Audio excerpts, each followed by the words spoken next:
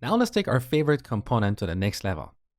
So I want to be able to be notified when the user clicks on this favorite component.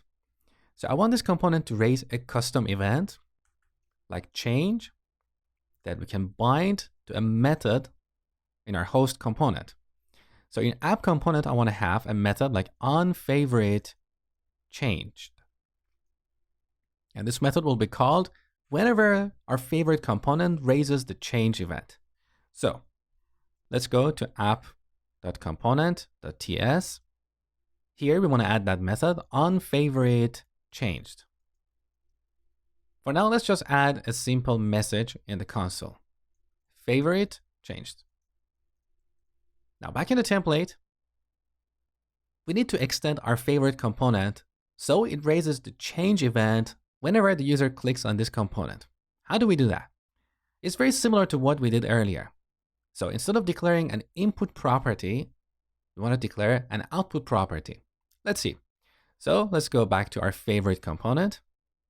First on the top, I'm going to import the output decorator function from Angular/core.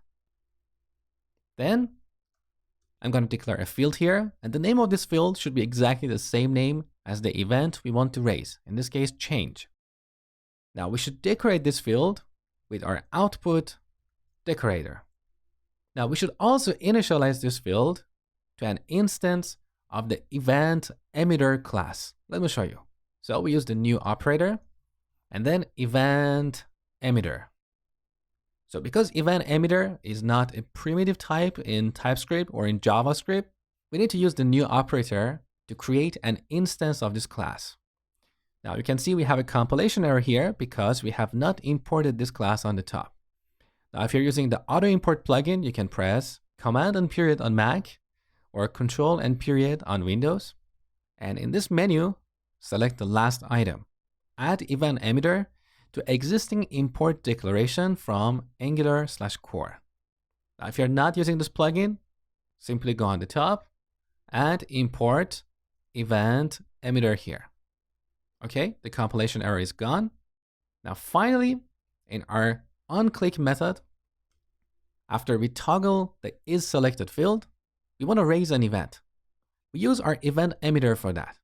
So this, the change, that's our event emitter. Now here we have a method called emit, and we use that to raise or publish an event, which basically means notifying others that something has happened. Now let's test this.